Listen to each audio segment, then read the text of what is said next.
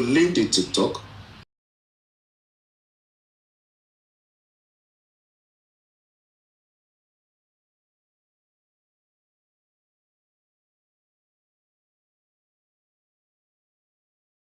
Do anything of such. And I said, if you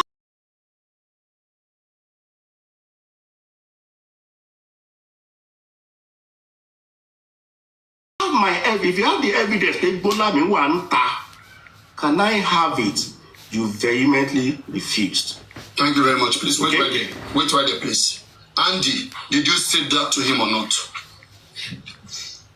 And why? Hold on, where did you hear it? You see, that is why I try to inject Grandmaster now. Interject him. You have to be honest with yourself, Grandmaster. I sent a message to you on the 13th of February 2024. And the message that I read out... I'll be back in 5 minutes. You guys should go on. The reason I sent you the message, it was because your friendship, when you said that we got to know that you met up with African TV at a police station. Correct. And during that time, there's no issue of money. I was not correct. The group was not present. And you see, Chairman, this issue of Bola that you are bringing into this test is totally different. It's about a month interval. Hold on, I am sure the comment section. Let me clear this for the benefit of people that is listening. Okay? For the benefit of the people that is listening, I send you the text message because of what happened at Zone 2 or Panti. Absolutely, I agree. Yes. Why are you now bringing issue of March into February, a month interval? Hold on. I said it's a separate. It's a separate entity. Hold on. You understand? I said I sent that message to PS. And I'm now telling you why I sent that message on February 13 to PS in February 20 or February 17 or 18. And that is the reason I'm telling you why I sent it. Okay. Now, if I will say to you, I don't think you should go beyond the text message because it's stage by stage. Sorry, Chairman. Grandmaster, can I ask you a question? You are clearing us right now, Grandmaster. Can you come and mute, please? Because you can mute. He's not here. Calm down. I'm not fighting you, Andy. Grandmaster, are you saying there is a message on February and there is another message on March, which is 2 times message? Is that what you're trying to say, Grandmaster? The message of February 13, as he has read, February 13, we had audio conversation in, I think that mid of February or early March as well. And those are the 2 things I have put together that I have spoken. And if time permits, we'll then go more and more and more. Grandmaster, let me come back to you for the benefit of the people that is listening, because I just want to take my...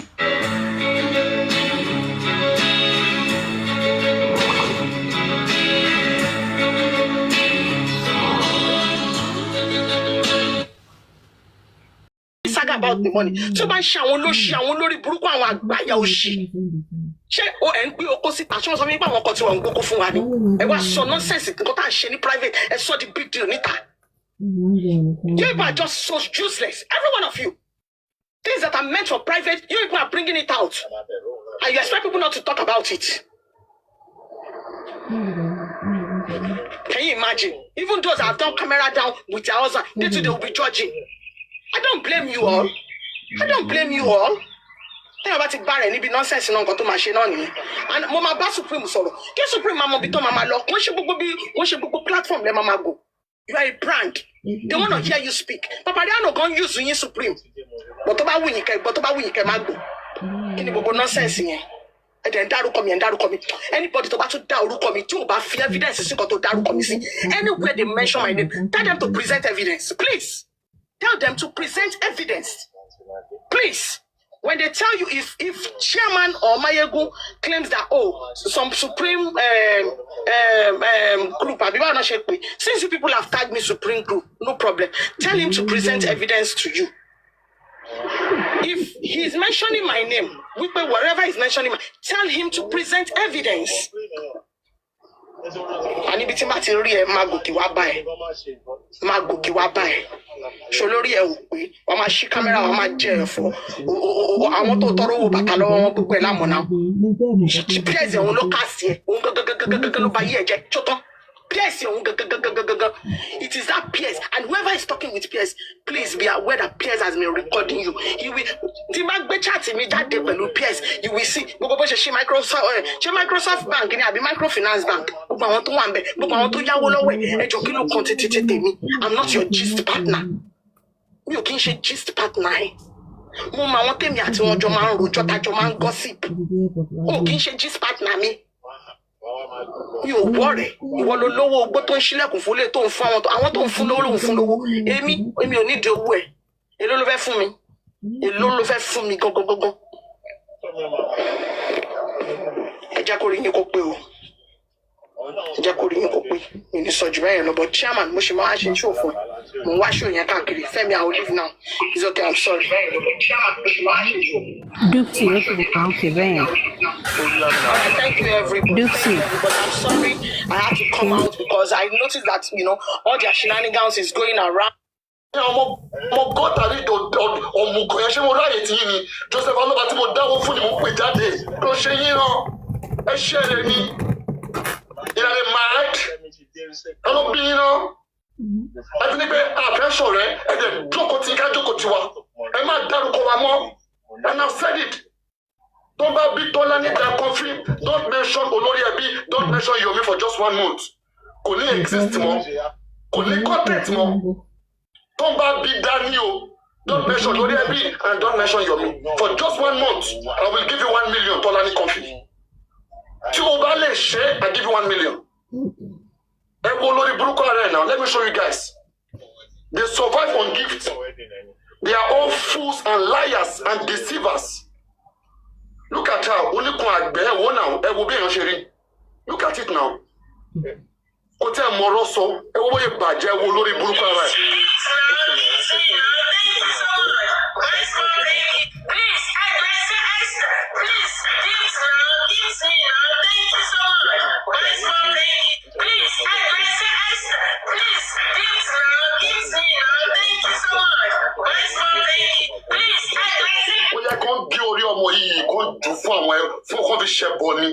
Ó yẹ kó gé orí ẹ̀ kó la àwọn ẹkún ẹ̀ àwọn ẹ̀ṣọ́ wọn yẹn kó jù fún ẹyẹ ni olórí burúkú ọmọ àsì ọmọ gọ́tà ọmọ játijàtọ̀ ọmọ ìrankíran òun náà wá jáde wá lánàá gbọ̀lọ̀gbọ̀lọ̀ àlà òbò mọ́lù omi ò dé tá máa jáde lára ẹ̀ àdìgún ajáde lára kan bóyá wọn kọfí tó ti gbé kọfí tó ń gbé kọfí jókòó báyìí ó ń gbé ó ń decay ó ń decompose a ní kọfí decompose lórí ìjókòó. Tẹ́ bá ti rí tó bá ti yí ara báyẹn ẹ lè jókòó sẹ́gbẹ̀ẹ́ kọfí láéláé òórùn tó wà lára kọfí ojú ti mọ́túárì lọ olórí burúkú yìí òórùn tó wà lára ẹ̀ ojú ti mọ́túárì lọ. Ṣé èrè yìí.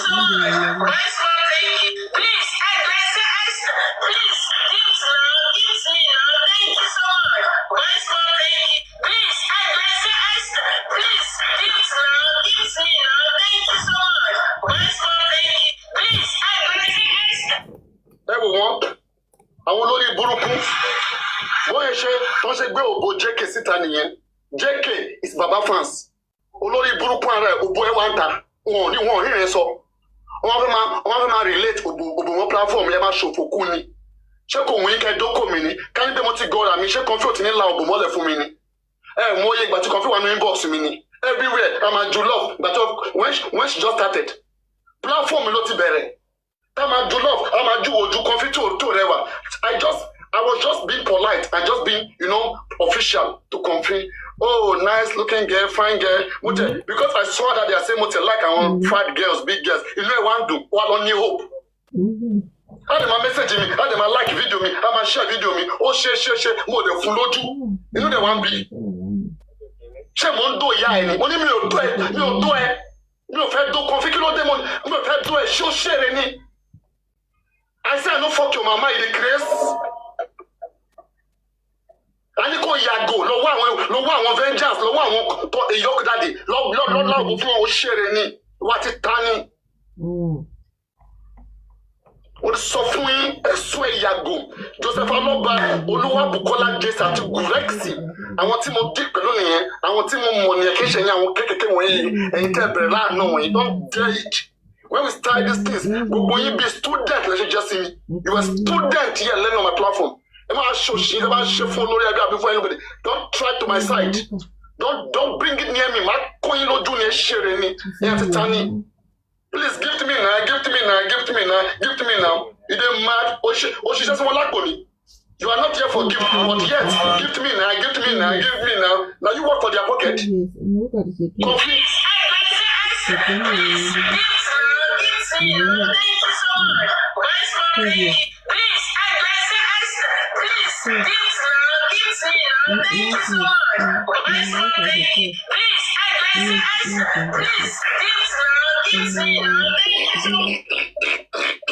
Guys, go like and share this video. Go like and share. We condemn bullies. I know how to bully the bullies. They want to speak intelligently. I will be there. I will speak with them intelligently. But they don't want it. They choose to go violent. I am in a mad. Why can't I just see these people real life? We do see. Shower time about sort of fun. Let me do see. I'm going you. I'm not being.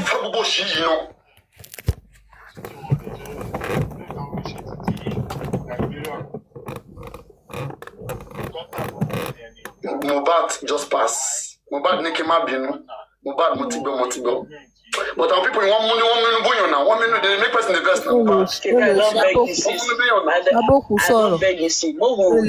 just pass. Mohbad chairman, I don't hear you. Ask about me.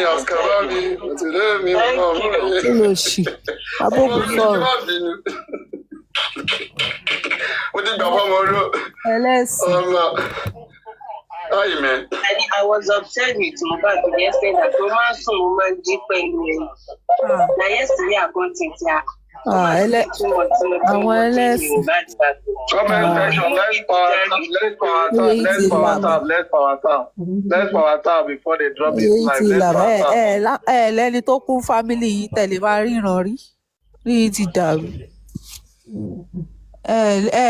Ní loved one kankan family yìí tó kú fún yín tẹ̀lé máa fi lálàá. Mohbad lẹ́ ń rí. We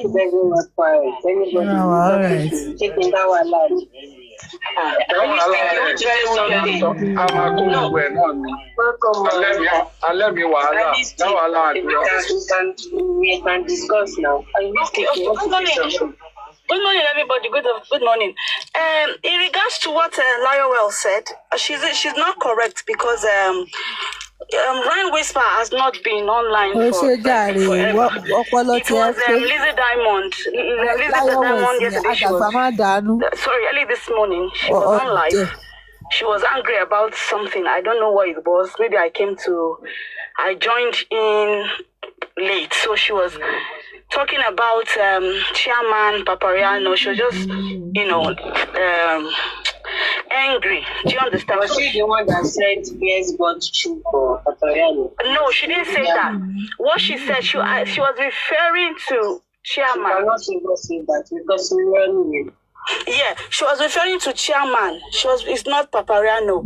So because she was all mixing the whole thing, she was angry at Papariano. She was angry at Chairman. So she just said that, you that asked money for shoes from PS. So I typed, who asked for shoe? Who asked for money? Then Isabella replied that I should ask Chairman. So obviously she's talking about Chairman, not Papariano. Okay, let's move away from the Chairman issue. If they are begging each other for shoe, it's not injustice to the bad. Exactly. Just to correct what Papariano was giving out to Ryan. So if Ryan is not becoming like for the past 6 months now, so no exactly. Realistic. There's not like very, very wicked lady. Even though Toban she we should learn how to come and pass message around. Come and gaslight if injection taken. I just can't hear but if you like you go in the middle of life, this is a lie. And this woman she's talking about, she cannot do it. Me sure, but the very day to Prime Minister will tell you, she's not that kind of lady. She's a nice lady and she's been online for the past 1 year. Wildlife justice. She has no voice. Why bringing that at me? It's not fair.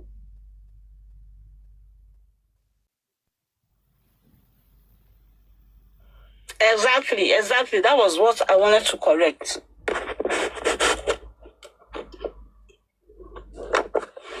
They said there is corona on flight. I did bring this family back. I didn't know the kind of everyone your flight is actually.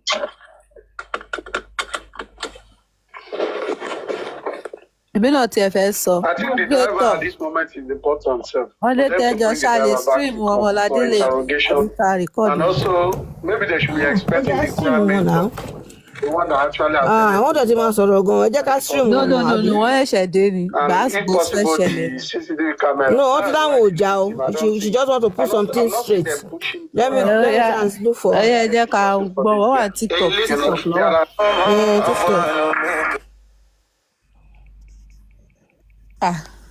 Ẹ jẹ́ àgbọ̀ o. She hasn't started. Okay. Mo ṣáà pé wọ́n ẹ̀ṣẹ̀ dé ń sìn ni wọ́n ẹ̀ṣẹ̀ gbọ́ pé wọ́n ẹ̀ṣẹ̀. Martial arts trained fake girlfriend to Chaos's parents' arranged marriage plans. While waiting for her call, he's unaware she's working as a laborer.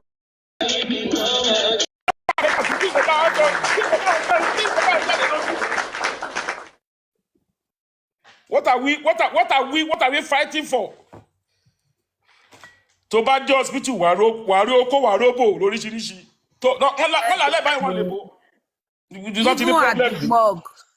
Even at the morgue. That is it. So what are we talking about? Ẹ máa kéèyàn kọ́kọ́ wà láti wá dà. Ṣé àwọn èèyàn kan ti wọnú wa? This is what I'm telling you today. Some people have got inside us. They said they've lived Mr. Eric, ẹ má bínú sir. Kò sẹ́nibọ́dì tó wọnú wa Joseph Aloba ó pẹ̀lú àwọn tó kọ́ sí kìíní ẹni tí ò bá ti lè tó lé ìyá mi. Joseph Aloba pẹ̀lú ṣé mo nǹkan ni ẹ sà ṣé mo pé tó bá yẹ pé Joseph Aloba ò kọrin tó kọ yẹn tó bá yẹ pé kò kọrin tó kọ yẹn ọ̀rọ̀ yìí á sì ní kìíní díẹ̀ à ń tẹ́ bá wo nǹkan tó da justice yìí irú ẹ̀ òun nígbà tí Yomi tó gbé foundation sílẹ̀ mo ṣe bẹ̀rẹ̀ sí ń dáwó fún Yomi báyìí inú gbogbo wọn ti bàjẹ́ pé owó ti tán Yomi ló wá ń gbowó èló ni Yomi gbà bàbá Mohbad ti gbà ọ̀pọ̀lọpọ̀ owó ó yẹ kí bàbá Mohbad sinmi ní ojú kòkòrò àìnítẹ́lọ́rùn nǹkan tó bá lè mú bàbá Mohbad jáde sórí íńtánẹ́ẹ̀tì tó sọ pé ẹni bá gbowó Mohbad ṣé Mohbad ṣiṣẹ́ sáyé ṣé Mohbad ló ṣiṣẹ́ fún wa tó kù ní ẹjọ́ Mr. Eric ìlú òyìnbó tẹ wà yẹn ṣé Mohbad ló rọ ní lọ ní. Eric ní ìgbà tí Mohbad ẹ̀ṣẹ̀ kú níbi àbí bàbá Mohbad ó contribute sí àti destruction justice ọmọ ẹ̀ wọ́n ṣoògùn yẹn wọ́n rí ṣe bàbá Mohbad ló fọ́ justice ọmọ ẹ̀. Eric níbi January last year téèyàn bá ń sọ nǹkan tí Wise Mary ti ń sọ kí ló máa pè. Anti-justice náà máa pè. Anti-justice Wise Mary tí wà náà àwọn tó pè ní anti-justice Wise Mary tí tó ń sọ̀rọ̀ yìí ó wà náà àwọn tó pè ní anti-justice ní January last year. Aduke, you see, Richie sef don throw shades as I dey talk now. Say, I don't want to. Even me now, every time I saw they curse you, I go dey curse you back to back. Why? Oya, o ṣe wá jẹ́ nǹkan tí yóò ti sọ last year. Lẹ́yìn yẹn wọ́n ṣe wá ń sọ ní year. Imagine pé láti last year gbogbo wa ti tẹnu àtẹlù. Paparano has been saying this thing.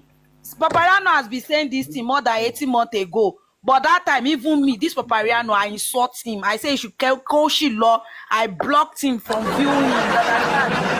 Gbogbo ìgbà yẹn ojú wa fọ́ ni wọ́n ṣe ṣe ojú inú wa ni. Aloba is the biggest scammer.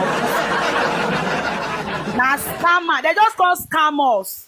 If you like, may go put her for museum. Pokiyo, you say you want arrest me. Pokiyo, you say you want arrest me. Pokiyo, if you no arrest me, no go better for you, no go better for Aloba. Gbogbo yín máa ṣòfò dànù ni ayé yín máa bàjẹ́. Ẹ̀yin wèrè critical thinkers ẹ bá arrest mi ẹ máa ṣorí kò ní bẹ́tà tó wù àwọn Wùmí team náà wá sọ bẹ́ẹ̀ kọ́ máa rò pé bóyá ó wà kíní kan wà sọ pé kò ní bẹ́tà fún mi kọ̀ọ̀kan mi ò rán Wùmí team oníṣẹ́ kò sí kan tó kọ̀ mí pẹ̀lú àwọn pípù yẹn torí àwọn kan ló ń threat mi. Let me tell you na see as Wùmí ever come out and threaten me, she has never done that. Even Temiti has never talked to me the way all these stupid people calling themselves justice seeker talking to me. Did you hear what they were saying yesterday? One of them even said my husband is Sikiru. Sikiru I dey name me Muslim ulaye mi. Just because someone is doing justice and you think that person's opinion is not your opinion, you will now try and go and lie and look for what will bring that person. Is that what they call justice? Is that justice? I'll be saying this thing. Tẹ́ bá lọ sí mọ́ṣúárì ẹ máa róbò pàǹpà òbò ṣìgìdì òbò jẹ̀ǹjẹ̀ òbò pàǹpà oko gbòǹgbò oko kúkúrú oko nílá ẹ fi kámẹ́rà down lẹ́kẹ̀ẹ́ face justice. Oko tó dẹ̀ gbogbo màálù gan ẹ máa rí bẹ́ẹ̀ oko yàgbá oko tó gùn. Ẹ wá gbọ́rọ̀ lọ́rọ̀ ẹ wá gbélé rí. Gbogbo bó ṣe àti ẹ̀ tí ń sọ̀rọ̀ tẹ́lẹ̀ èmi ti sọ pé kó fi Isabella sílẹ̀ àwọn kan sọ pé ọmọ yẹn wà sébì dáàwó. Wọ́n gbá tí mo máa rí pé pẹ̀lú gbogbo nǹkan tí Papariano sọ lẹ́yìn kò tí ìwé tí àwọn kan ṣẹ̀ lọ ń pariwo ibẹ̀ mo ti wá rò pé someone just have to èèyàn gbọ́dọ̀ fight fúnra ẹni ní justice for Mohbad. I swear to God, if you go dey follow person dey fight blindly you go just enter water.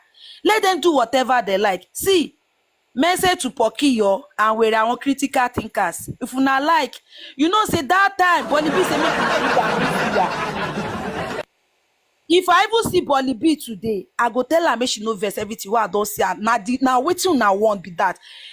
When they are telling Aloba that what he did, okay, look at what Mr. Lassie did. What did he gain after it? Maybe Mr. Lassie take the day, lady go for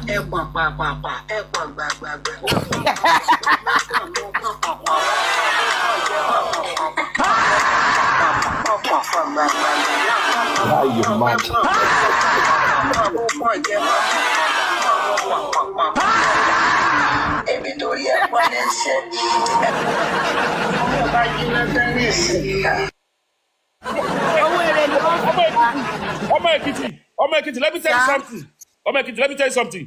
Ní Nàìjíríà lady, àìmọye àwọn wèrè jẹ́ pé okó lásán wọn wọṣọ wọn kàn ní lórí títì.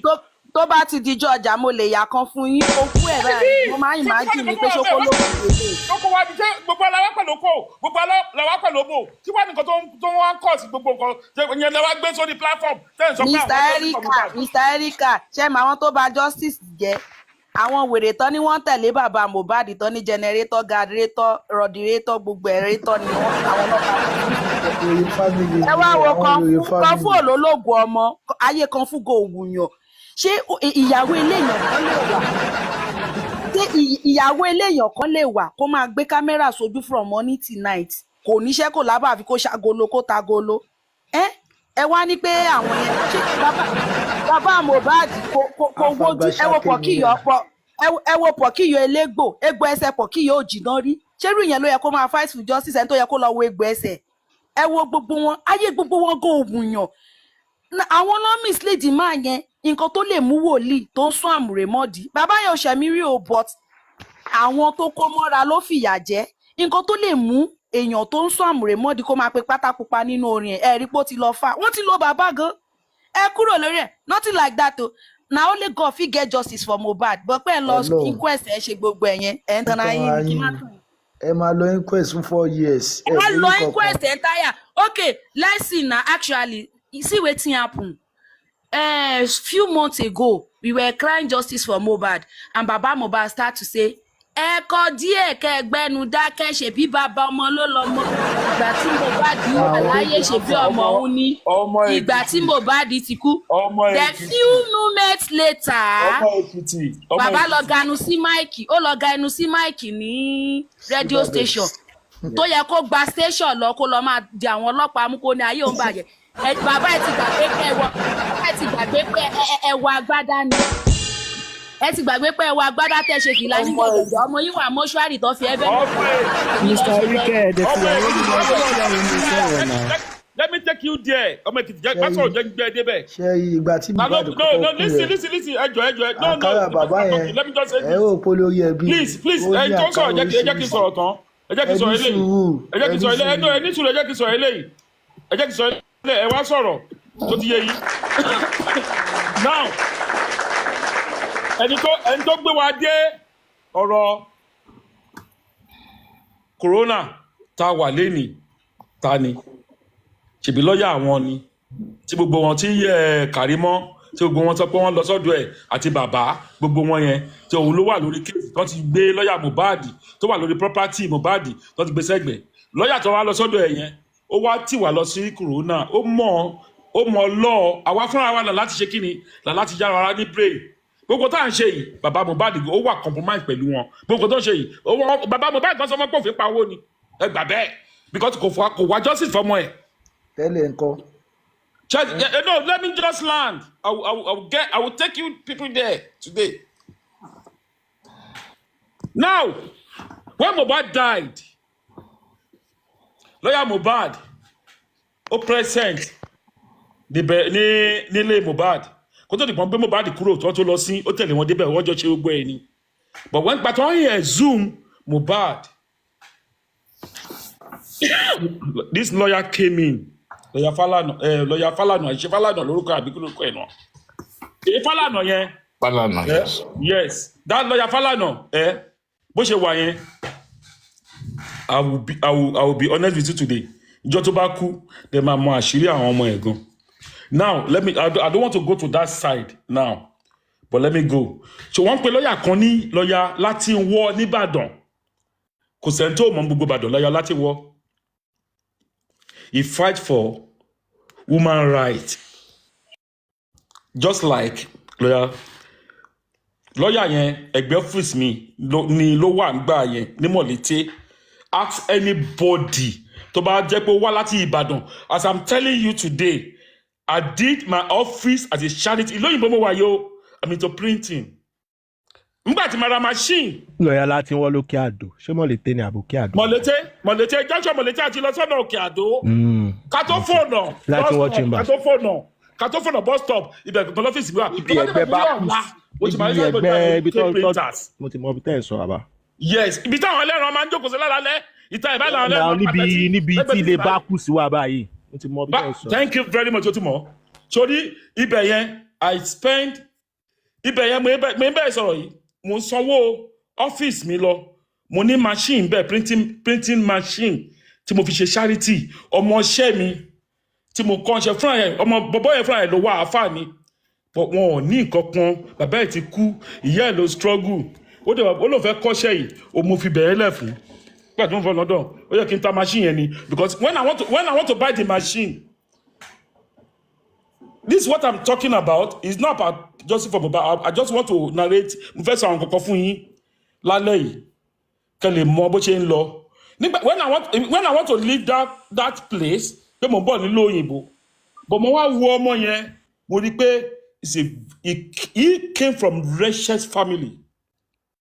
Mo wá sọ pé mo ní àáfà. Mo ní níbí ìkọ́ màá fi bí ilẹ̀ fún ẹ. Mi ní ta machine yìí. But owó tó bá rí ń bẹ̀ yẹn. Máa fi tọ́jú àwọn tó jẹ́ pé wọn ò ní bàbá àwọn tó máa ń tọrọ owó mi dàbọ̀ pé àwọn àáfà nǹkan tó máa ń gbàdúrà fáwọn èèyàn ní pé kẹ́ ẹ ṣe àánú that's why I left that place for him. Nígbà tí mo ra machine tí mo gbé dé Mọ̀lété yẹn I'm the only one ní Mọ̀lété ask anybody tó jẹ́ printing tí mo ní printing office ní Mọ̀lété iṣẹ́ Lamadesina nígbà tó máa jẹ governor I was one that painted it. Tẹni ṣọ́ọ̀bù ni màlẹ́fà láfíà. No, I will tell you this. Tẹni ṣọ́ọ̀bù ni màlẹ́fà láfíà. Ibùdó àwọn pretty press màlẹ́fà láfíà ẹ̀ mọ̀ náà. Ṣẹ́yìn ní ṣọ́ọ̀bù ń bẹ̀.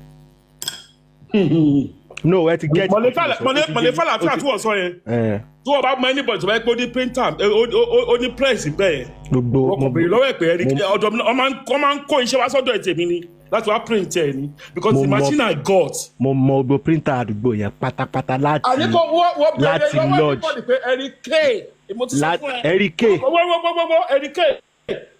torí Erike mo ti síbi Erike painters èmi tún sọ fún ẹ because Modutola èmi ò ṣàpàyàn mi kẹrin ṣe mo side ọ̀sán mi dáadáa bá ṣe mo side ọ̀sán mi dáadáa mo fẹ́ júwe ara mi fún ṣe mo side ọ̀sán mi. o fẹ́ júwe ọ̀sán sàmì fẹ́mi ọ̀sán sàmì gbogbo àwọn painters wà lọ sàmì yẹn kò sí ètí mi mọ̀ ní gbogbo wọn gbogbo náà ń gbéṣẹ́ wá sọ́dọ̀ tèmi náà wọ́n ń ṣiṣẹ́ lọ́dọ̀ mi because the machine I have that's what this is where I'm going jẹ́ kí n sọ̀rọ̀ tán.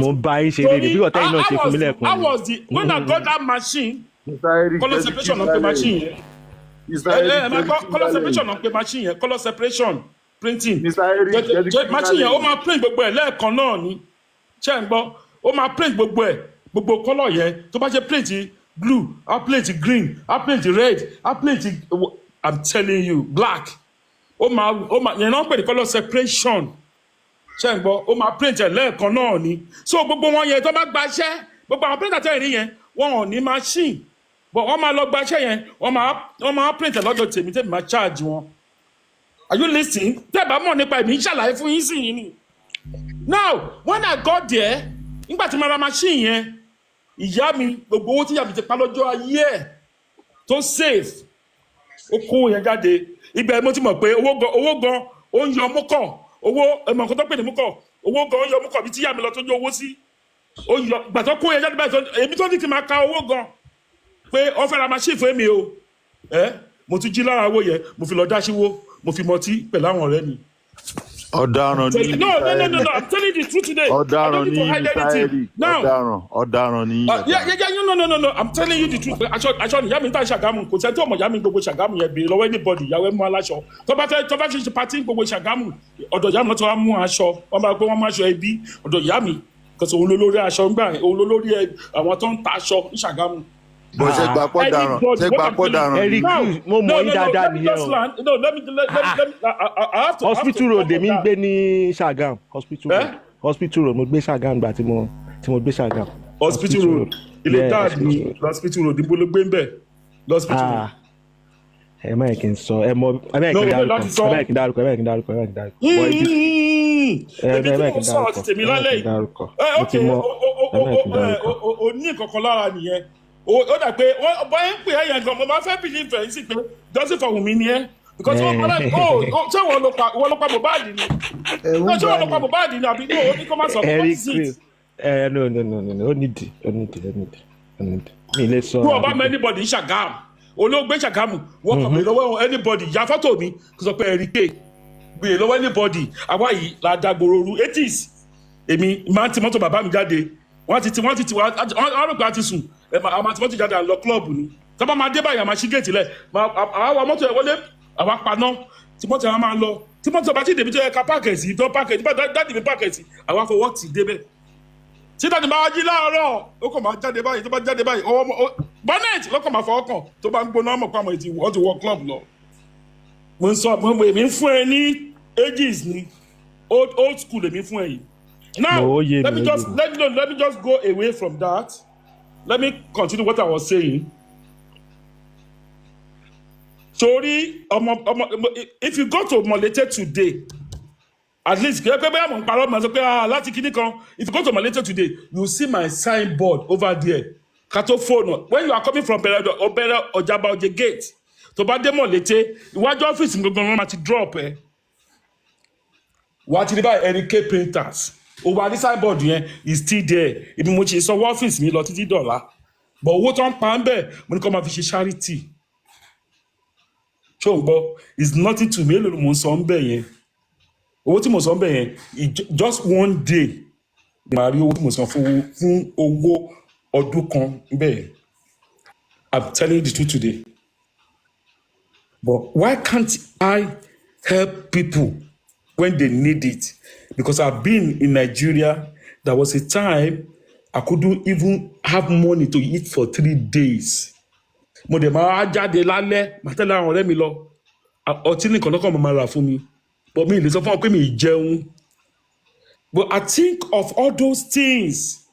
But today, I thank God. Àwọn tó ń rotí fún mi gbà yẹn, àwọn tó ń róúnjẹ fún mi gbà yẹn, wọ́n wò mí lókè báyìí nísìnyí ni. Bàbá, I have to be honest with you. Ìṣàgámù tèmi wá yẹn, GRA, èmi mo ní street ilé mi, àdúgbò mi, èmi mo ní street, orúkọ mi ló wà lórí street. But let's forget about that. Now, what I want to bring out for you is this. You see, whatever you are doing in life, you will rape it. Gbogbo àwọn tó wà lórí justice for Mohbad, tó wà bias, tó mọ̀ the truth, tí wọ́n ti ṣe the truth yẹn, ó lè má ṣẹlẹ̀ sí wọn, ó má ṣẹlẹ̀ sí ọmọ wọn. Bàbá, ṣé ìlú òyìnbó tàwa ṣá à ń pàdé olóore ni, à ń pàdé aláàánú náà, à ń pàdé olóore náà. Wọn àwọn gan fúnra wọn ọmọ wọn ò ní olóore tó máa fi kú. Láìsí bàbá wọn leave. Kó tó rí i pé wọ́n dé bàbá wọn bí wọn, àwọn náà wọ́n rí owó because ọmọ tó bá ṣe ìbí nílò òyìnbó máa sanwó fún ẹ náà ọmọ wọn ní. But you get to a stage when that guy or girl get to 18 years, ìbẹ̀rẹ̀ máa ti bẹ̀rẹ̀ sí mọ ìgbésí ayé ẹ nìyẹn. That's where you started knowing your life. But the money, bá tówó yẹn jọ. Tó ń sọ fún ẹgbẹ́ ẹ̀tọ́ ẹ̀kọ́ náà sórí ọmọ yẹn kò fi ra ilé, o máa ta lé ẹgbẹ̀yìn ni because o máa fi gbọ́ bùkátà ara ẹni. Nílùú yìí, wọ́n ti máa yọ owó lọ́wọ́ ẹ every month. Ẹni tí o bá ṣe ẹ́, wọ́n gbowó lọ́wọ́ ẹ. Wọ́n á treat ẹ the way, but owó tó ń rí yẹn, o ò lè mọ bó ṣe ná. Bàbá mi, sorry, there is one thing in life. You said something today. What you just said. Mo dẹ̀ jókòó mo ronú yẹn. Some people, they will say, I drink every day. Mo dẹ̀ lọ bí iṣẹ́ láàárọ̀ ọ̀la. And I'm doing 10 hours tomorrow from 8 o'clock to 6 o'clock. And I'm doing 12 hours on Friday, Saturday, Sunday. I work a lot. Because tí n bá kàn jókòó sílé, ó máa dàbí pé mo sick ni. Mr. Eric, ṣé why tó ṣe wá tó ń pàṣẹ? Ẹ jẹ́ kí ládọ̀rọ̀ mi mú fẹ́ náà. Ó níbi tí mò ń lọ, kò tí kí n tó bring ọ̀rọ̀ ibi iṣẹ́ mi jáde. Prince jẹ́ kí Eric Chris sọ̀rọ̀ o. Thank you very much. Ó níbi tí mò ń lọ. Ṣé rí gbogbo wa? Àbíamọ ni wá. Ṣé ó ti yé yín? Àbíamọ ni gbogbo wa. Àwọn wò yí pé àwọn kankan wà tó yẹ pé ìgbà tá àti ìbímọ we can't do it, but now at the moment àti lá àwọn ọmọ lọ́wọ́ àwọn kankan wà tó yẹ pé you need to let it go. Ọmọ Isabella tó ń sọ yìí kò níyọkọ kò lọ́mọ ọmọ 20 kìíní kan ni 26 years old. Bàbá kò tẹgbẹ́ first data mi. Tó bá yẹ pé yín dáàdi Isabella ṣe máa tẹ̀lé jáde ẹ máa lọ mú àwọn tó ń ṣe yamayama pẹ̀lú ẹ̀. No, nothing concern. No, kí ló kàn mí pẹ̀lú gbogbo yẹn. Check mo kàn mọ́ èmi kàn ṣàlàyé. Kò tó first daughter mi. I'm just saying it. Baba, if you look at my picture, I can look young. I can look. I don't look old. 35. The search is 36 or 35. 136. 36 or 35. Kò tí tó first born. Kò tí tó first daughter mi. 36. 36. Adé kò tí tó first daughter mi. Ṣé ọmọ èjè mi? Go and check. I'm telling you now. Click lórí. Eric, you have a child older than 35 years. You have a child more than 35 years. I saw mighty, bàbá mi. I saw my. Ṣé ìgbà tí wọ́n kọ́ bí first daughter mi? Secondary school mo wà. Mo fún ọmọ yẹn lóyún. Mo kí bàbá mi yarí bàbá mi lọ́mọ yẹn báyìí. Only this is my daughter. Bàbá ẹ fi gbogbo yẹn lẹ̀. Ẹ má yẹ ká lọ sórí level yẹn. Nǹkan tèmi ń béèrè ni wípé tó bá jẹ́ pé ìdájí ọmọ yìí pẹ́pẹ́ ìdájí Isabella. Kíníkan club a máa lọ sí club ní club tó máa ń ṣẹlẹ̀ ní Nàìjíríà. Kó jẹ́ pé ọlọ́pàá nìyẹn ìgbà New Year ẹ máa lọ sí club lóríṣiríṣi láti before 25 ẹ máa lọ títí di New Year wọ́n ń ṣe club lóríṣiríṣi club wà lóríṣiríṣi. Ẹ̀dùn ṣé nǹkan tó pa Mohbad lélẹ̀? Kí ṣe nǹkan tó pa Mohbad okay, thank you very much. Kì í ṣe nǹkan tó pa Mohbad lélẹ̀ ìgbọ́ kí ló wá jẹ́ sọ̀rọ̀ wípé ọ̀gá gbé Canada jáde ẹ wá take care personal take care gidi. This is not what kill Mohbad. That is what I'm telling you today. Ṣẹ́rí Sherman ó ṣe mistake gan. Ṣé gbogbo àwọn kan threatening Sherman yẹn? Ṣé Sherman bó ṣe rí yẹn? Bó ṣe wà yẹn olóníyàwó mẹ́ta. Àwọn kan sọ pé wọ́n fẹ́ gbé nùdẹ̀ jáde. Ìyàwó mẹ́ta tó ní wọ́n ti bímọ fún ẹ. Òfẹ́fẹ́ lòmí. Bàbá èmi fúnra mi jẹ́ pé mi ni. fún àmì gan máa wá sórí live máa gbókò mi jáde. ó ti o àlàyé ń lọ fún election ẹ má àlàyé ò lè ṣe yẹn nǹkan tá àlàyé ọkọ sọ ń jọ yẹn ojú pé àmú mọ wípé political ó ti o ṣẹ́rí tí ọba ń parọ́ mo ló kó yẹn mo ló kó tó gbé jáde yẹn no mo defend ẹ I can say it today which is true o kó tó gbé jáde fún wa lórí platform ìṣòkò chairman ó ní bùdù pẹ̀tù chairman fún ẹ̀ sọ pé òní máa gbọ́ chairman nígbà òní volume 1 volume 2 volume 3 but èyí tó gbé jáde fún wa yẹn kì í ṣòkò chairman. ṣẹ́rí tẹ bá rí téèyàn ń parọ́ ẹ tí àìkẹ́ gbọ́rọ̀ ẹ dáadáa ẹ bá rí òótọ́ nínú ọ̀rọ̀ ẹ nínú ọ̀rọ̀ ẹ̀rọ onírọ̀nà rẹ̀ ti máa mú òótọ́ inú ẹ̀ jáde ṣẹ́rí níjọ́ yẹn ohun tí a máa lè máa bó wọ́n lè máa bọ̀ there are some salient truths tó ń jáde lẹ́nu àlàyé ńjọ́ yẹn tó yẹ pé ó yẹ kẹ́ máa dé he is of this opinion pé irrespective of anything he is doing something tó yẹ pé kíní yìí ó lè bàjẹ́ fún wọn àná now he is just fighting I don't know bí àwọn parọ́ pọ́kọ́ àwọn kọ́ bí ẹ̀pọ́n wọn ni I don't know but he is just fighting for the fact that you can't blackmail with this shit this is nothing this is that so in his own right ó wà right in his own right. Let me tell you today let me tell you something today okoto gbé jáde yẹn ibi tí kò tó fún chairman confidence gangan mo fẹ́ sọ fún ẹ yìí kì í ṣokó ẹ̀ náà gbé jáde. So why because how could somebody be black? Okay, I'm a pupa. Yeah, if you judge. No. Èmi dúdú orí oko mi lẹ pupa. Oko máa dúdú gan. Ó ti orí oko mi pupa. Ṣé ló máa orí oko mi ní pink lips. Para kílódé. No, I dey tell you for real. Oko mi ní pink lips. Para kílódé. No, ṣé mo máa parọ́ fún ẹ? I go lie for you. Oko ẹ̀ máa turn pink. Pé ètò kù yẹn, ó máa dúdú. Wọ́n tó bá jẹ́ ọmọ dúdú, ó máa dúdú ni. Ìyẹn kú yẹn dúdú. Ṣé àṣẹwà ní sísẹ̀mì yìí ni? What are you talking about? Ṣé okay, let me just tell you. Ìbí lóyìnbó lọ́wọ́ yìí. Bẹ́ẹ̀ni èmi máa wọ new gym. Yàbá ṣe tán new gym, àmà gbogbo àmà bọ́ sí ibi ètò àmà ṣáàpẹ̀ lọ́kùnrin pẹ̀lú obìnrin. Àmà rí oko ẹ̀ tó pupa, àmà rí oko ẹ̀ tó dúdú. Oko olóko lẹ́yìn náà wo new gym. No, because ọkùnrin àti ọkùnrin gbogbo àmà wà bẹ́ẹ̀ àmà ṣáàpẹ̀. Ẹni tẹ́kùn ẹ̀ bá tóbi òní máa wo oko I'm telling you today, oko tó gbé jáde yẹn kì í ṣe oko chairman. Oko chairman ó lè má ti jáde lébọ̀ gbogbo fúnra ẹ̀ ló wà lọ́wọ́ ẹ̀. Ọmọbìnrin yẹn ó lè má rìkọ́ọ̀dù oko chairman. Ẹ wo látayébáyé ni ẹpọ̀n àti òbó ti jẹ́ ọ̀kúnkúndùn fún gbogbo ènìyàn dẹ̀ ni ó máa ń fẹ́ kí bàbá gbogbo èèyàn gbogbo èèyàn ló máa ń fẹ́ kí orí òun gbé fúkẹ́.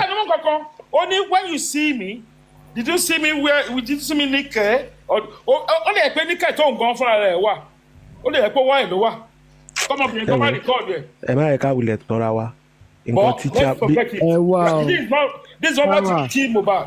ẹ fi aláyé lẹ̀. ẹ chairman ní fún ọ ní 48 hours láti gbé ní ìdùnnú jáde. ọ̀gá gbàgbé owó 48 hours ẹ̀ gbàgbé owó 48 hours. No.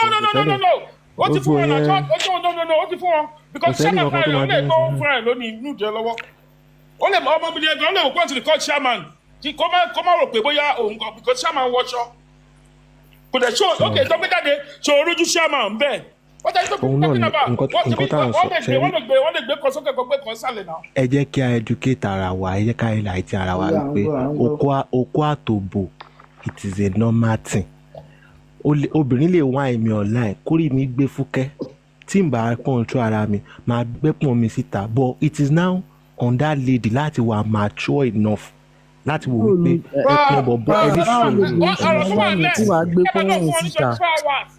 Kí ló dé tó gbé jáde ẹgbẹ́ fún àwọn tó kọlu pa àwọn orí ọ̀rọ̀ chairman tí Paparazzi bẹ̀rẹ̀ sí ní kí fún àwọn obìnrin kan. No listen you know that Paparazzi be accusing a lot of people that the way you came to talk you have to think about it.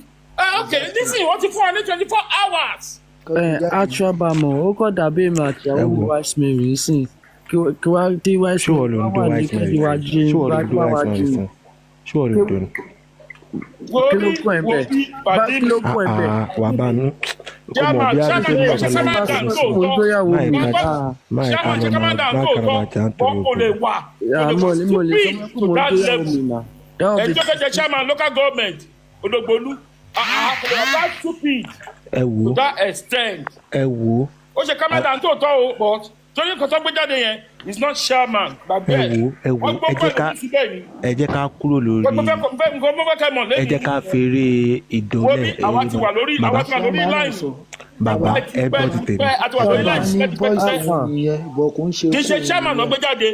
Oko chairman kan nìyẹn. Ó lè ṣe voice note but kò kí ní ẹ̀ kò ń ṣe chairman. Kì í ṣe chairman. Thank you. Ẹ jẹ́ ká reason. Ó gbé jáde. Kì í ṣe chairman. Ó lè ṣe pẹ̀lú ẹ̀ o kọ́ má rìkọ́ọ̀dù nígbà yẹn o. Kò ń ṣe chairman. But I'm not talking about that. But ètò gbé jáde yẹn sẹ́ táwa ń rí yẹn as evidence is not chairman. Kò ń ṣe chairman. Mr. Eric, ṣe bẹ́ẹ̀ ilẹ̀ níta fi òkú àtẹ̀gbẹ́ báwo ló kọ́ máa ń fíkì níta sí ètò kò máa pupa wọ́n tó gbé yàn dúdú ṣé okó ẹnìkan ló dúdú ló pupa ni.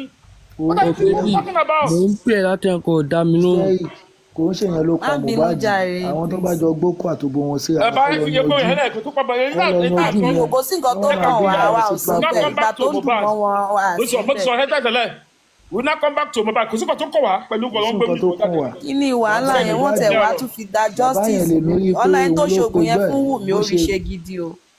Ṣoògùn kankan ọlọ́pàá òwe tó pé àwọn ṣoògùn kankan wọ́n ti gbé nǹkan lẹ́yìn lórí everybody. Ẹ ṣe ọmọ Èkìtì thank you very much. Ṣé ní àwọn kọ̀ọ̀kan wà?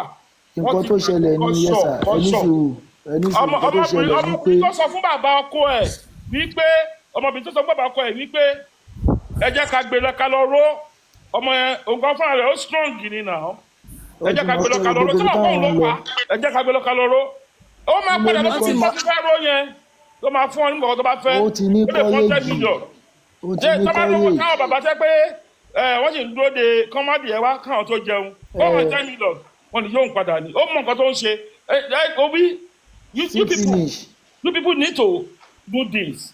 There is something in life. Ẹ má máa wò yí pé èèyàn kan lè ṣe nǹkan kan. Bàbá mi dà.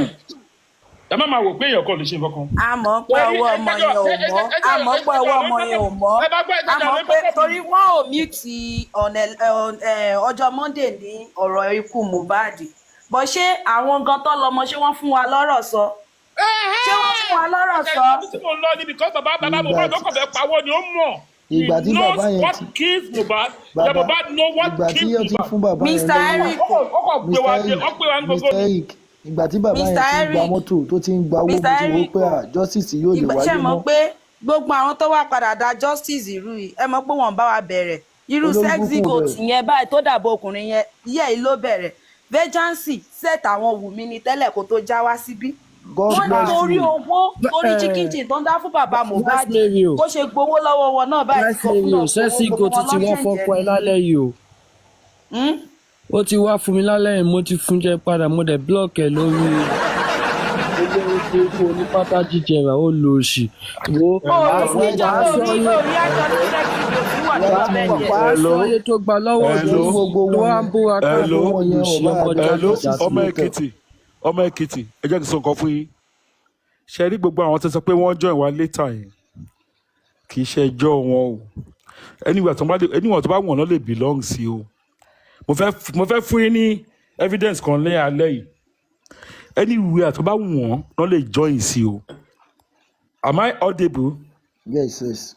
Thank you very much ṣe rí àwọn àtàbẹ̀rẹ̀ ló justice for Mohbad àwọn alamọ bó ṣe ń lọ àwọn tó wá join later ṣe ní tẹ́bá wọ́n sí platform kan tí wọ́n sọ nǹkan kan kó tó máa sọ iná máa believe tó bá lọ sí platform kan kó tó ti believe àti fẹ́ràn tó ti wà yẹn wọn ò ní believe ẹ̀ mọ́ kó tó ti believe fáwọn tó wà bẹ́ẹ̀ ẹ máa gbọ́ ẹ ní sùúrù jàre ẹ bàbá ṣe rí àwa yìí ṣe rí àwọn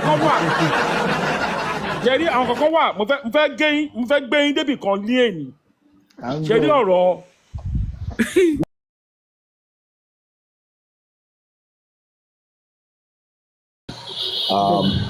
So I wanted that disclaimer from this morning torí àwọn kan ti ń repost wọ́n ti clip tó ń sọ pé African TV papala no confrontation òótọ́ ní ká má sọ òun I'm an old man I can say eat shit fuck if I think what it is. Now, ọ̀rọ̀ tẹ́ ẹ̀ ń sọ sí tó jẹ́ ń wá sókè. I want to think in my opinion pé karma ló ń bá everybody jà lórí justice for Mohbad. Gbogbo wọn tẹ́rí tó ń tún fúru ara wọn, karma ló ń bá wọn jà.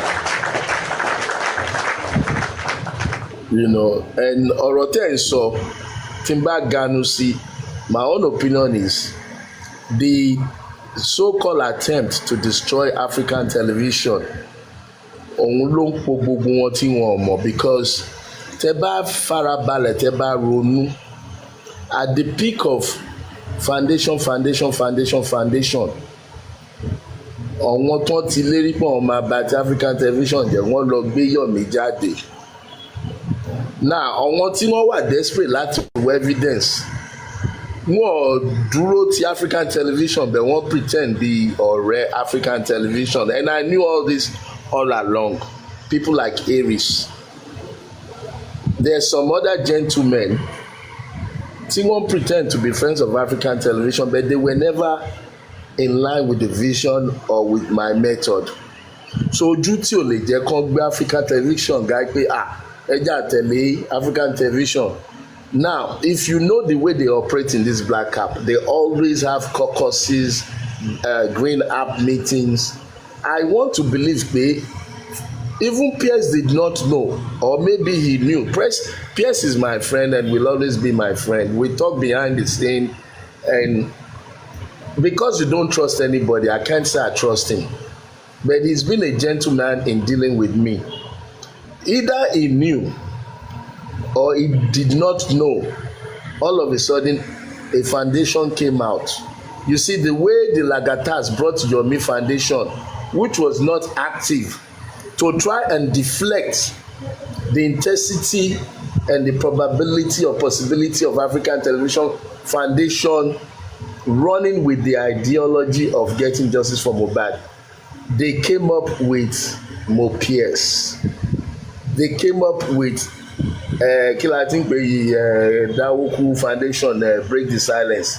So God may say karma ló ń bá gbogbo ọjà ní pé most of these people pretended, or those are people that I would have said they were friends of African TV, but in all that time èmi mọ̀ pé wọn bí aláyẹ anybody kó dúró pé African TV ní sẹ́ ẹ jẹ́ ká tẹ̀lé African TV, because they were friends pretending, they were enemies pretending to be friends. So now wọ́n ti lọ dá foundation gbogbo nǹkan tẹ̀ ń rí tó ń jáde lẹ́nìí pé wọ́n wọlé síra wọn, instead of standing together as one at that time. They came up with more PS. Báwo ni wọ́n ṣe máa come up with foundation tí wọ́n tó orúkọ ẹ̀ náà lò ó máa sọ pé o mọ̀ ń pa ẹ̀, ọ̀rẹ́ mi PS ni mo ń bá wí yẹn, o mọ̀ ń pa ẹ̀, then you agree to it, then wọ́n kọ́kọ́ pretend pé mo PS Foundation would have nothing to do with justice for Mohbad o, it's just a charity book kìnìkan. Tó bá jẹ́ bẹ́ẹ̀ ṣe sọ ni, èwo ló wá kan justice for Mohbad till today? So that's a line of thought for everybody. And conclusively, all I want to say is ẹ jẹ́ ká máa pàtẹ́ fún ọkọ máa jó lọ. Àṣírí yìí ń bọ̀. Ọ̀rọ̀ Yomi àti Aries. Somebody said it here, and that's one truth I know. Kí n tó wá sókè. It is deeper than what you know, what we are hearing. Nǹkan kan ló mú Aries tó jáde tó sọ pé ẹ má dáwó mọ́. Kíní ẹ̀ ló mú Yomi jáde tó náà sọ pé okay, mi náà bá tiẹ̀ jẹ́. Kíní kan ló tún máa mú Paparano sí tó ń ṣojú méjì tí àmọ́bi tó fì sí, bẹ́ẹ̀ mi lè sọ pé mo mọ́bi tó fì sí based on past experience. So ẹ jẹ́ ká máa pàtẹ́wọ́ fún wọn kán máa jó lọ. Everybody, don't let these distractions take you away from why we knew or came to know each other. There is one boy still rotting in the morgue that needs to get the killer. Ibi tèmi kọjú sí nìyẹn o, àwọn eléyìí wọ́n kàn jó lọ ni. That's all I'm going to say. Thank you for allowing me to come up. God bless you. Tetolo, can we please ask you a few questions? Is that okay? I mean, you don't have to. No, it's okay. If you ask me a question, I'll answer as long as the host doesn't mind. Yeah, I think it should be okay. So from what you just said, what I gathered, I'm sorry, I'm not quite, informed when it comes to this whole drama tó ń lọ lọ́wọ́. So pardon me if my questions tí kò bá align pẹ̀lú nǹkan tẹ́ ń sọ. Question mi come at base lórí nǹkan tẹ́ sọ nísìnyí. So my understanding is that you and this Pierce guy are friends, and they've created Kini. Because for me, I know that one of the things, tí orúkọ yín fi wá sí limelight, I mean, tí èmi in person tí mo fi mọ̀ yín, was the fact that they said you were starting an NGO and wanting to raise funds to get to the bottom of what happened to Mohbad and all of that. And you just said you and Pierce have a relationship and you guys talk and all of that. Mo kàn fẹ́ bẹ̀rẹ̀ pé ní your own heart, in your heart of hearts, do you think he is unaware that an NGO was created, you know, in his name without him being aware? Do you think all of this? I'm listening. Go ahead. Yeah, so do you think he's unaware, or you think, you know, he knew about it but just didn't think it was important or it was necessary for him to share that information with you? You know, and what do you think? All right, this is my position. Yeah. Pierce will always tell you. Pierce will tell you he's a chess player. And if you're a chess player, you must be a good manipulator. A chess player would always think 10 steps ahead of you. Tabadro sórí A street, we are fed B street. Chess player at L street, Katoko lórí A street here. So if you ask me, in my truth of truth, Emi only believe Pierce did not know about it. I want to believe he knew about it. And his knowledge about it would have been an underground green app environment. So, but if he did not know, I will find it strange that a chess player, and as intelligent as my good brother and friend, as intelligent as he is, wọ́n kọ̀ gbé kalẹ̀ wọ́n fẹ́ ṣe foundation wọ́n dẹ̀ lórúkọ ẹ̀ wọ́n dẹ̀ ní wọ́n fẹ́ ìwọ́n dẹ̀ bọ́ síbẹ̀ ṣé 10 million àbí 1 million ló ń gbé kalẹ̀. So I don't believe he did not know. He's an intelligent man and he's a very strict businessman. So wọn ò lè bá ṣe wáyé sí o lè ló fẹ́ forúkọ African television ìtòrí pé mo wá sórí MFM ẹ wá fẹ́ lọ sí foundation kémi máa the idea can come up pé okay ẹjẹ́ àṣe foundation o yes orúkọ ọ̀la fẹ́ lò ẹ jẹ́ ká lo Pierce àwa ṣe wá lọ bá Pierce sọ̀rọ̀ Pierce adé approve adé dáwó right away the same day pé òun kọ̀ dáwó on something you did not know, you don't know the objectives, you don't know who and who is going to be on the board of trustees. Chess is a fucking businessman, and for that reason I will stand and oppose him pé ọmọ nípa kínní kó tó ṣẹlẹ̀ ẹ̀kọ́ fẹ́ fún ọ̀rọ̀ ayé ní lágbà ni you know ẹ fẹ́ fún ọ̀rọ̀ ayé look my dear, let me tell you the honest truth, believe it or not, like it or not, all this theory was all to find a way to circumvent African TV as being the foundation on justice for Mohbad. Èmi dẹ̀ máa ń sọ gbà everybody go and open your own foundation, fight for Mohbad. Fight for Mohbad. Mi ò ní kẹ́nìbọ̀dì máa ṣe tiẹ̀. Foundation is what we needed, is what we need, and we still need it till tomorrow. But on what just like Nigerians that we are, want to buy everything foundation jẹ́ sìn. Everything foundation. Which then takes me to I feel like you're answering the next question already. I'm going to let you go ahead and do that. No, you go ahead. My next question. Yes. Yeah, my next and only question is, for somebody who was bashed, you know, called all sort of despicable names on this page, somebody who was, you know, tagged, you know, all whatnot at the time that you came up with the idea of the NGO and all the plans and dreams that you had, you know, your actual plans in regards to the NGO that, you know, we may or may not even agree with.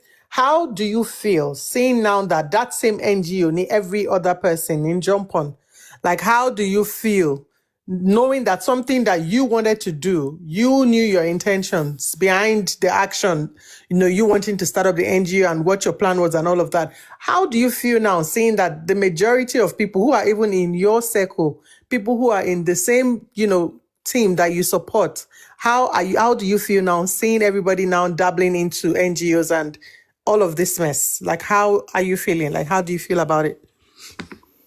Wow, my feelings are in several ways. Number one, the knowledge part. I learned more about Nigerians. The reason I started learning more about Nigerians is that I left Nigeria when I was 21. I was a little boy. So I was still guided by my parents, mommy and daddy, education. And when I went to the Americas, I was alone. And I inhabited the American mentality, upfront, direct, transparent. You know, nobody's perfect, but 95% of the time, you won't catch me lying. And if in those 5%, it will be subconsciously, unconsciously rather, if I tell you a lie or if I plan anything to circumvent, manipulate, or deceive you. It would be to save a life or to save a very serious issue. So 95% of the time, we tend to be open, direct. So I've come to learn now that Nigerians are more into a deceptive mindset. That's the knowledge part that, wow, I came into a market, an environment of people that their way of life is all about how to pull you down. So I'm learning that, and I've learned a lot. That's how I feel. The second part is I feel like these people should not bastardize the ideology and the basis of foundation, the usefulness of foundation in our life. You see, what I mean here is those who succeed to create a foundation, I hope they don't use it to do evil. And those who are aspiring to create a foundation and those who are analyzing foundation, I pray that they don't now see foundation as a bad thing because of the way people are presenting it, the way this crab race at Feminica, you know, hope it does not tarnish the reputation of foundations. Foundations are out there doing lofty things like Tony Lumele Foundation, Dangote Foundation, Red Cross Foundation, Yalakara, our mothers, this Pepe Grandas Foundation. They all exist to help people, to help humanity.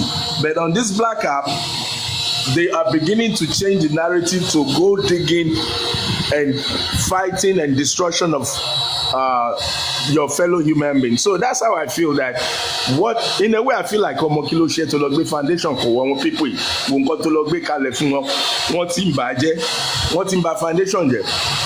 But if any foundation can come up, stay focused on justice for Mohbad. Stay away from all this noise and all this lapio, camera in, camera down, fake money donations and money donating issues. And they stay on justice for Mohbad. That would be my joy. But yes, even if I can't do it and somebody can pick these ideas and manifest it, I will sleep well that yes, they blocked me, but at least I was able to be a catalyst to another entity. When I heard about this so-called Natural Foundation, who disturbed me now, I'm like, I even went and I spoke to her, and that's when we kind of made up after all the mess she did on me. But there's some focus on getting your foundation to do something good. Just do something good. I don't care how you came up, you pull me down, you pull me sideways. You do good. When you do good, I'll clap for you. That's my concern. So that's how I feel. There's a good side and there's a fearful side to foundation issue. Look, the truth is on justice for Mohbad. The journey is still a long way up. It's a long way. We're a long ways out. And we have more distractions, more persecution, more nonsense than trying to get to justice for Mohbad. So maybe a few of us, a few people can learn to shut down this distraction and for even if it's three people working together, because the Bible says two cannot work together unless they agree. So if you find one or two people that agree with you and you're able to get Mohbad some element, some degree of justice, that would be nice. But right now, almost 2 years, there is nowhere near justice, nowhere near. And that's the truth. So thank you for that question. Sorry I answered too long on one topic. No. I mean, that's all for me. I don't think, personally, I really don't have much question when it comes to justice for Mohbad. I'm just joining today and just hearing everything happening. But I'm glad you came here because I'm like, I know that you were like the main person who came up with this NGO, and I know that you had your plans, and even though, like I said, we may or may not agree with, your plans and the motives and your ideas and all of that. I just think it's very shitty to see it's how. very sad, my dear. If I must tell you the truth, it's very sorry, it's sad when you see a lot of people who came to you, that is those who came to the foundation. Most of them are the ones out there destroying justice for Mohbad. Tobab, if you take a list of all the noisemakers and all the so-called distractors now, they came into the foundation, and they came to steal the ideology, the blueprint, and they've all gone out thinking they can do it. And there's nothing wrong if you can do it. But the problem is they're not doing anything except causing noise and distraction and messing up the process. So in a way, it hurts me. Like when I hear names like Perkins, I hear names like Guresi, Aries, a few of them out there, they're not even doing anything positive. They're just making noise and nothing is being achieved. In a way, it hurts me when I think of it. Imagine the MFM sorrow. One idea ẹwọ nǹkan tó lọ sọ́dà ẹwọ bí tó ń gbé lọ ẹwọ àwọn tó ń dín pẹ̀lú. It kind of hurts when you see people that you meant well, to do good things together, and they're now the ones destroying the whole sphere. So it hurts, but kí mo lè ṣe èmi kọ́ mo ní kán lọ ṣe nǹkan tó ń ṣe, so that's it. Yeah, it is well. I think, like I said, I feel like when things like this happen, it takes us all to that place where we all reflect, and just think about, the mistakes that we also made, and the best that the plans that we had to just, help this family, help this boy get justice and all that. Just like them, just as much as you're here and you're feeling sad, because again, like I said, you had your plans, even though we do not agree with it, and even though some people agree with it, you had your plans. But again, the same people who are jumping around talking about, NGOs, were the same people who sabotaged, the work that you thought you could do with the support that you needed at the time, and now leaving it to them and saying, okay, well, let's see how far other people can go, and seeing all this nonsense happening, I can see how that can be hurtful. I just hope that, sometimes when things happen, it's not for us to say, oh yeah, if this was me, I would have done better. It's not for us to say, oh, you see, it's also a good time for us as individuals to also then reflect on, what we could have done better, and all that. Me personally, I just do not like the fact that adults are coming on social media and doing all this nonsense talk. I don't think all of this is necessary. I think if every one of them, these people who are involved in all of this charade, don't law, if they can just sometimes sit down and just say to themselves, that boy lying in the mortuary is their son. Sherry, in fact, I don't even need to give any submission. I mean, it's a very sorry, because I've moved away from justice for Mohbad. I am not interested.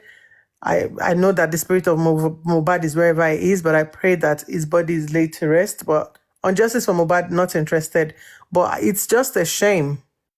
It's a shame to see adults doing this and acting a fool on social media. It's a shame. Yes, while a lot of them might be on the fake profile, a lot others have their faces out there. It's a shame to see people's name being dragged in the mud over. Let people call you whatever names they want to call you, but when they are beginning to mention your name over stupid, senseless conversations shameful, and we'll all sit back and reflect and be like, oh, that could have been me, or if that was me, is there a better way that I could have handled situations than it is now? So I just hope that, they're able to put this to rest. I hope everybody can just go and take a break and just go and sit down and leave these people to sort this shit out. Leave this family to sort themselves out. Because, one person has good intention, but the rest people to fake besabe, You want any good intention, no more in mind. But the rest people to need support one lot to push intention to need. You don't know what they have in mind. I think that's exactly what happened with you African TV. You had this plan and you thought, oh yeah, only got to Malaysia. Like I said, whether we agree or we do not agree, but then the people who were beneath you, the people who were supposed to be the foundation of your NGO, the people who were meant to give you the support, they were the ones who sabotaged it, and they are the same people who are now setting up NGOs. They are the people who are now attaching with one person that knows one person that wants to do. So it's all a messy game. And I think this is how social media is. When you bring stories like this on social media, if you're not careful, people will lose themselves. Yeah. Sorry.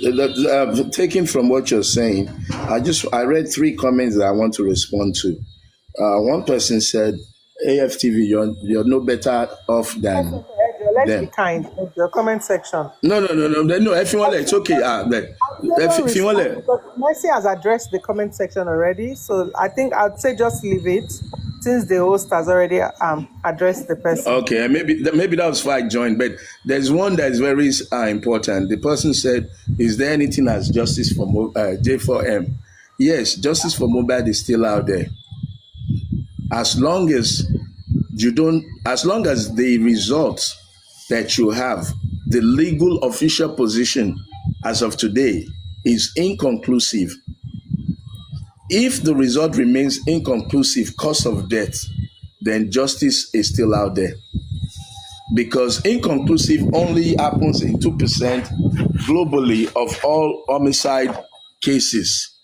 And it is quite unfortunate that you would find Mohbad's manner of death, the circumstances, the evidences. If you look into all of that, you would find that the cause of death cannot be inconclusive. And I'll give you one of my strong points against inconclusive. If you're telling me that the nurse is the cause of death, then please explain to me the blood that was found by Baba Mohbad, the blood that was in the casket.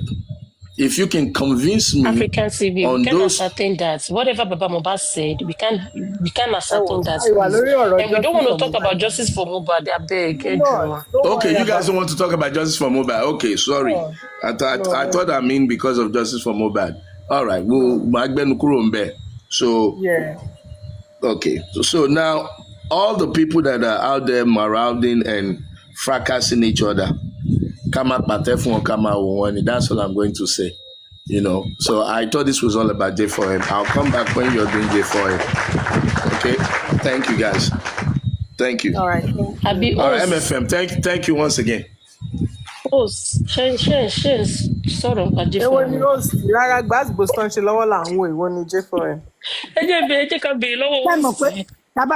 No, you are welcome, King. You are welcome, African TV. Tábà lọ síbẹ̀ yẹn máa kó lórí gbàgbé tó ń ṣe lọ́wọ́ yìí. Èyí tó ń sọ lọ́wọ́ yìí, nǹkan tó gbé wọn débẹ̀. Àṣọ mi, èmi believe pé pepper them ló went wrong among them. You want to pepper each other, you want to do this and other, ló went wrong. They are not doing J for it. Okay, you want to do this. MFM, àgbọ̀yìnmọ̀. That's in Bamilisi. Okay, I think.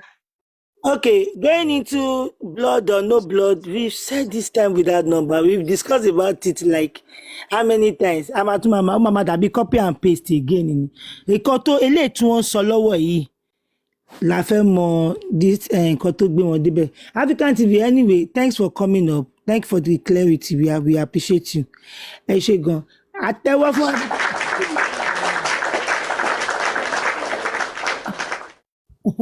Because question ti African TV fẹ́ bèrè lórí ọ̀rọ̀ pósí Mohbad ẹ̀jẹ̀ wà ń bẹ̀.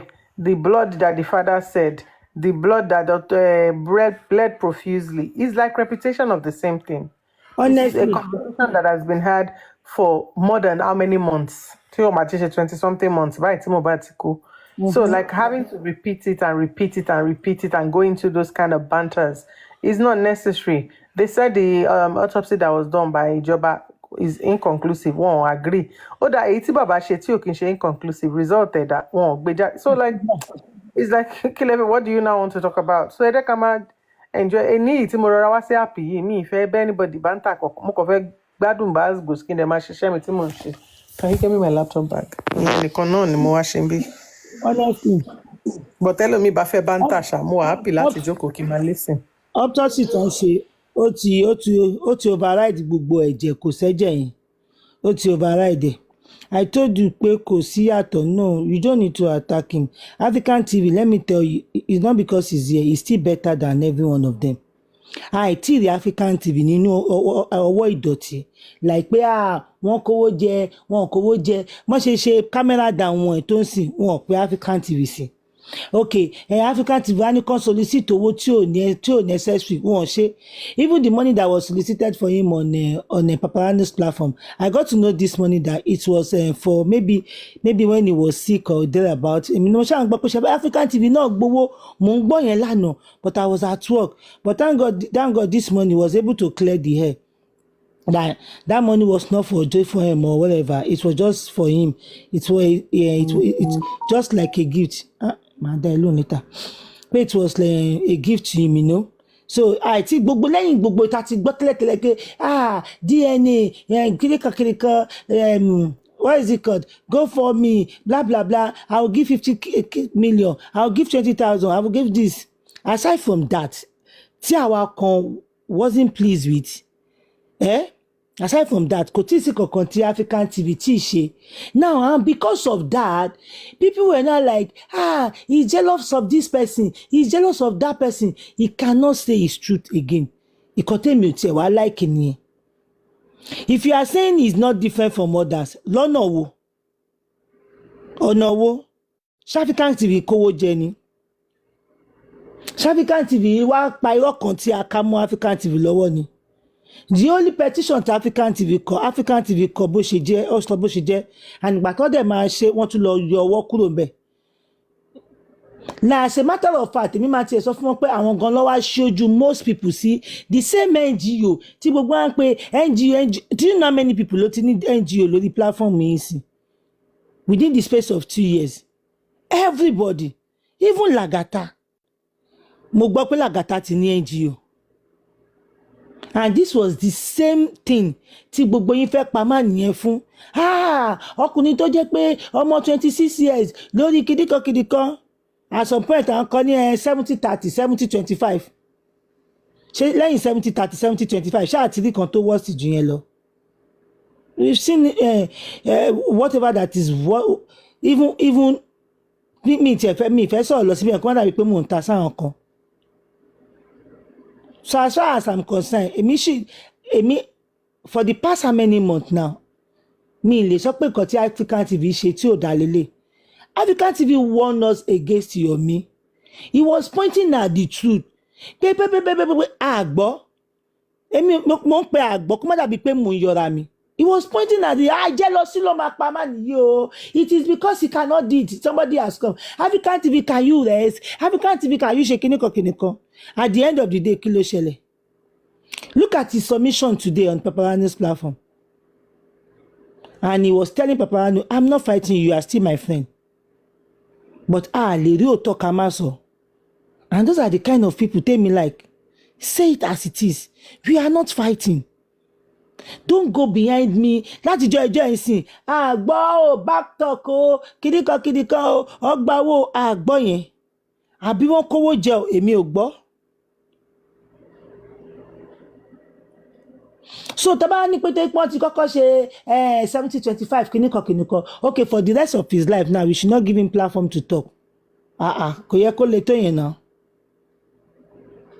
Tẹ́bà tiẹ̀ wá tiẹ̀ sọ kankan, those of you tẹ́ wá padà sí platform go NGO give it to African TV because he was the first person even before GoFundMe to come up with this idea of okay, the Mohbad did this thing, we need this, blah blah blah, kidiko. So I really do not understand what you are, but though we see things differently, but as for me, èmi tí wàá rí kọ̀tà African TV tí ṣe ń sìn yàn mi tí rí kọ̀tà African TV ṣe Somebody she connect that. I think that was them. Èmi ò fẹ́ ká get away from the whole point Oko àti Òbò. Àwọn tí kò lórí Oko àtòbò náà.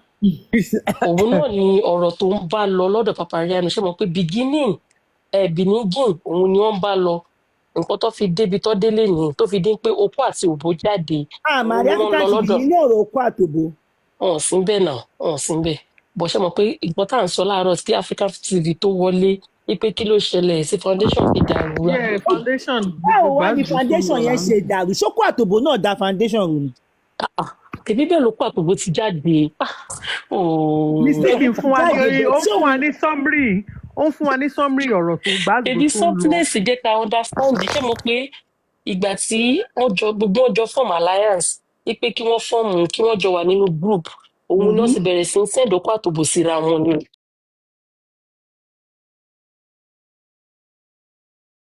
Join ní PS òun náà ṣe bẹ̀rẹ̀ sí send Oko àtòbò síra wọn.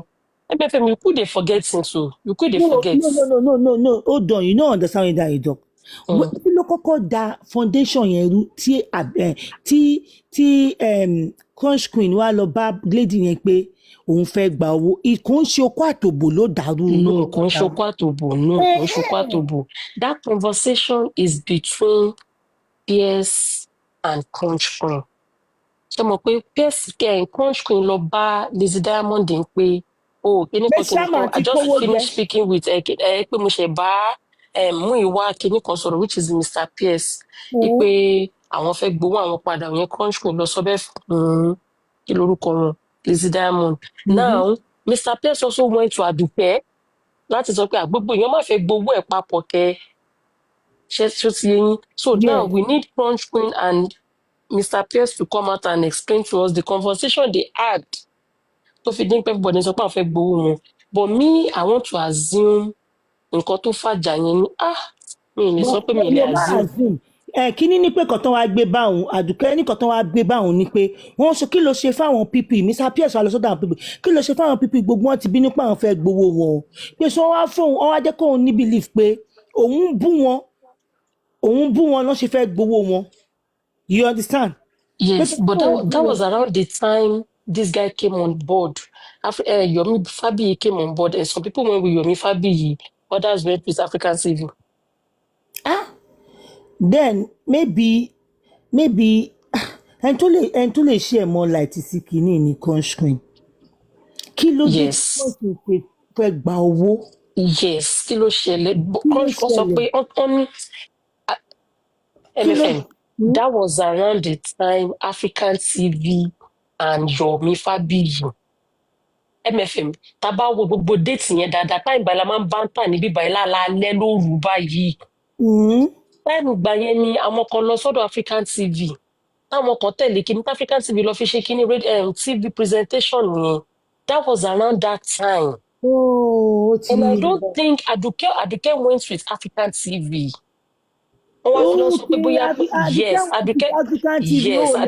African TV káwá tún wá dáwó fún ẹ. Now, yes, Aduke gbogbo gbà yẹn ní African TV lọ fi gbogbo kí ni petition African TV lọ sí ṣé TVC lọ ní TV station kan tó lọ tẹ́ bá rántí. Aduke dẹ̀ ṣe kankan pé ṣebí wọ́n ti kọ́kọ́ condemn Yomi kí ló dé tó ṣe wá jẹ́ all of a sudden. God bless you. Now you get it MFM tẹ́ bá rántí ipe ṣèbí tẹ́lẹ̀ gbogbo wọn gba Yomi so what happened tẹ́ pé nísìnyí gbogbo wọn wá run after Yomi like what happened ṣèbí gbogbo náà lọ ń condemn Yomi kíníkan that they were going back and forth. And you cannot be against them and still expect them to sponsor whatever. Let's be sincere. Yes, exactly. You cannot be against their movement and still expect them to sponsor you. Kò possible wọn máa gbowó wọn padà o. Yeah, that's it. And then Minister Crunch Queen came to them and said Aduke insulted them. But Aduke ní pé òun ò sọ̀rọ̀ sí wọn kọ́kọ́ gbé jáde. But I think it was after she got her money ní Aduke wá play up wá bẹ̀rẹ̀ pé yà ẹ̀yìn sinmi. But ẹ jẹ́rìí Aduke No, it's not. Ọmọ yẹn ti wà disrespectful jọ ọmọ Okay, no, she's nasty. No, you cannot be controlling her. Kí ló dé, kí ló ní Aduke is lọ́wọ́ wọn? nasty. Aduke is the other version of Bella. Kí ló ní lọ́wọ́ ẹ̀? Aduke is the other version of Bella. No, wà á ní Aduke is the báwo ni Bella lówó now. Bella own comes with money now. No, ta ni Bella? Ta ló jẹ́ Bella? Èmi kọ́ ni máa ṣàlàyé yẹn fún yín. Aduke ṣé kò ṣe Bella is the àbúrò mi ló ń sọ? No, Aduke is the ṣẹpẹtẹrí.